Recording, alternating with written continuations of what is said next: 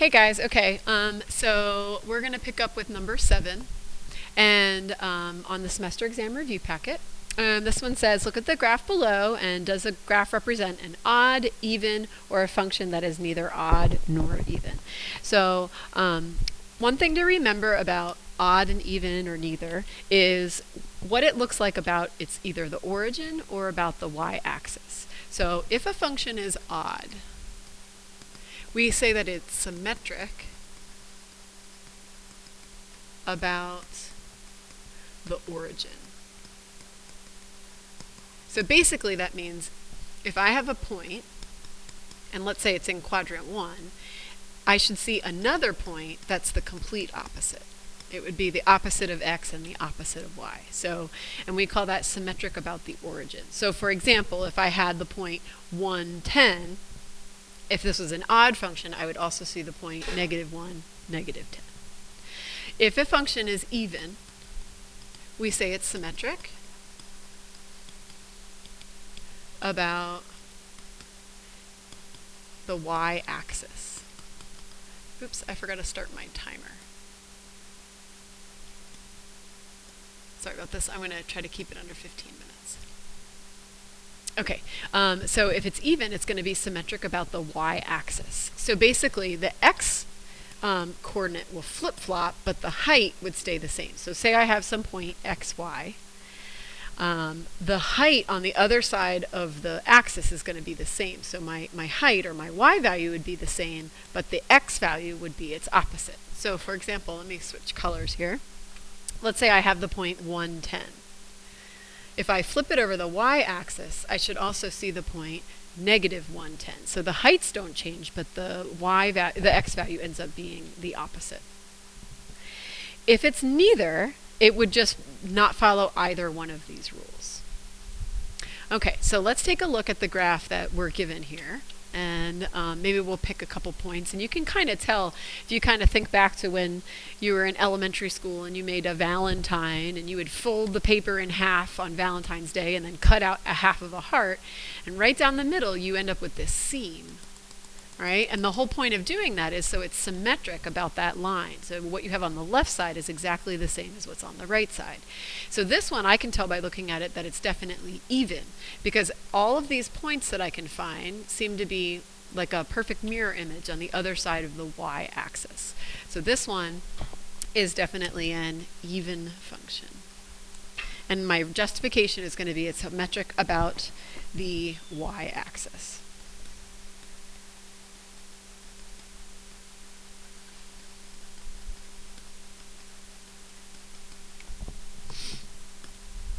Okay, let's take a look at number 8. So in number 8, looks like they're asking me the same thing. Is it odd, even, or neither odd nor even?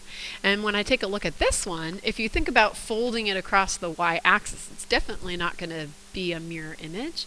Rather, this one looks like it's around the origin. For example, what I have here in quadrant 2 is the same picture as what I have here in quadrant 4. What I have here, like this arrow, is in the same corresponding part from quadrant 1 as it is in quadrant 3. So this one is definitely odd, right? Any ordered pair, so like let's take a look at this ordered pair 1, -3.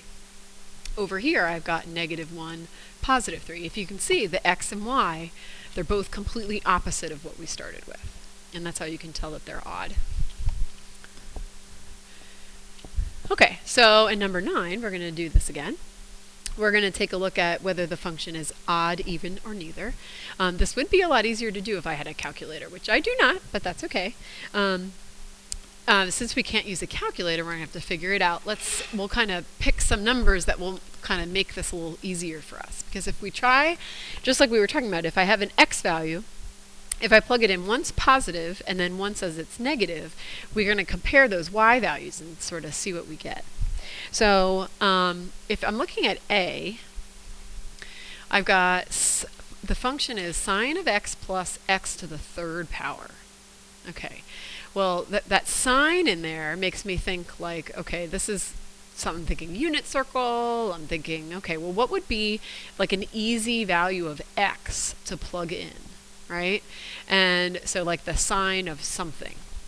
So one thing I was thinking of, like plugging in maybe like pi, right? If I plugged in pi or something like that, something that's easy to do like the sine value of.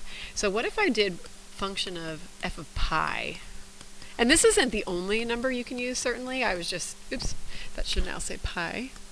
I'm just trying to think of, what would make my life a little bit easier here without being able to use a calculator.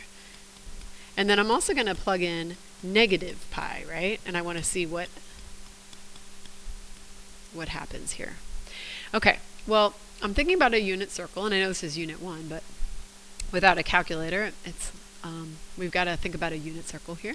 So sine of pi, we know that pi is right here at the ordered pair, -1, 0, and the sine there is the y-coordinate, or 0. So we just end up with pi to the third. So you can see I kind of chose a point that would make my life a little bit easier. Okay, sine of negative pi would mean I'm going around this way. And I would actually still end up with the same thing. I'd still end up with 0. But negative pi to the third would give me negative pi to the third. And if you notice, when I plugged in a positive and when I plugged in a negative, look at what I ended up with. I ended up with opposites. Everything is completely opposite. Positive, positive, went to negative, negative. So this guy is definitely odd. If I was allowed to use a calculator, I would have gone to y equals and typed that in and looked at the picture on the calculator. Okay, let's take a look at B. Okay, this one says g of x is x squared minus 4. Okay, so this one's going to be a pretty easy one. Hopefully you guys know that this is a quadratic, right? I'm just kind of looking at this one going, this is x squared minus 4, so it's going to look like this. I can tell already that this one's going to be even. But if I have to prove it using numbers, I'm just going to pick something easy, on both sides. So like, for example, what if I tried 2? 2 squared minus 4. And then what if I try 2, I'm also going to try -2. So this would be 4 minus 4 would give me 0. So maybe this is a bad example. This would be 4 minus 4 would give me 0. I ended up with the same exact number. Both of them ended up being a 0. So this one is going to be even. And that 0 is kind of a bad example. I'm going to go over this with a different number. Maybe if I try 1 and -1. This would be 1 minus 4 would give me -3. And 1 minus 4 would give me -3. So you still get the same number, but sometimes 0 is kind of a tricky number to get. Okay, and then last one, like C. Okay, I see cosine, which again, I'm not wild about cosine, but again, if I use something like pi and negative pi, it might make my life a little easier. And then if I try negative pi,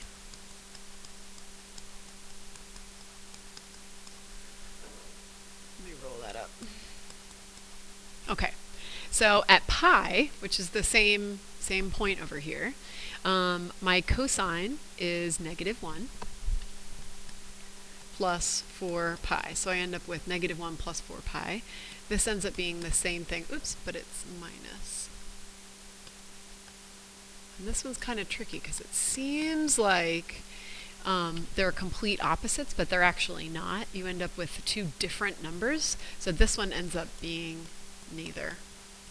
And again, this would be really easy if I could just plug this into a calculator and take a peek at the picture, but this is our non-calculator section. So it would be one thing if it was one was a positive one and one was a negative one, but since they're both -1 and then plus and minus 4 pi respectively, this ends up being neither the same nor opposite of each other.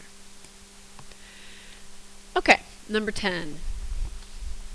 All right, so this one says which of the statements is not true. So this is the keyword, right? So that means we're going to see a lot of things that are true, and we're going to pick out the one thing that's not. Okay, so x to the 2/3 power, and again, we can't use a calculator. If I had a calculator, I would type this right into the equation and take a look at the calculator. I know from class, though, that this is going to look like this. It's going to look kind of like a V, like a curvy V, almost like an absolute value, and a cross between an absolute value and a square root. This is kind of the same thing as writing the cube root of x squared.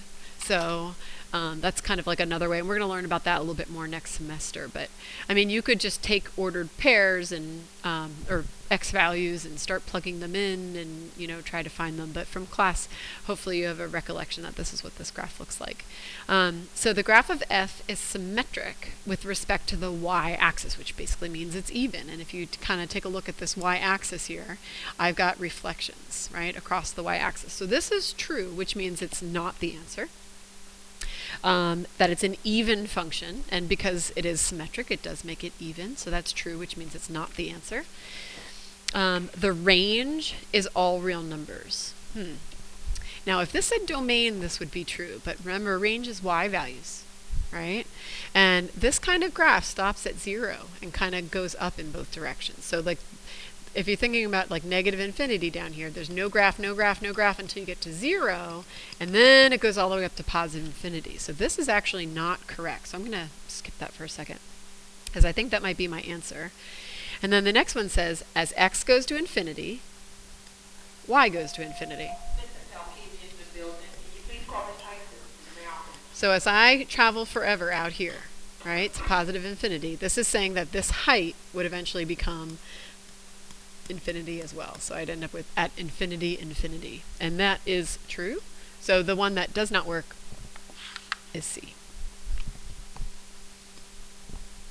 Okay, number 11, we're going to state the domain and the range of this function. So important things to remember is domain is x and range is y. So domain, we're going to be looking side to side, and range, we're going to be scanning the graph going up and down. So any place that, like this hole right here, I noticed that right away, and I'm like, uh-oh, there's some issues on this one, right? Like this guy's got some issues, so it's probably going to be written in 2 parts. I'm going to start scanning this from the left-hand most part of my graph, and let's see, this is a little tricky for me to read, so I'm going to label these. Okay.